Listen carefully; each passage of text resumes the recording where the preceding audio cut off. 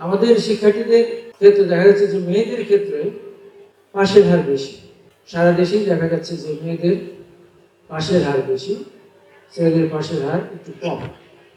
তবে জিপিএ 5 প্রাপ্তির ক্ষেত্রে আমাদের পরিসংখ্যান বলছে যে ছেলেরা একটু এগিয়ে, এক্ষেত্রে মেয়েরা পিছিয়ে পড়ছে।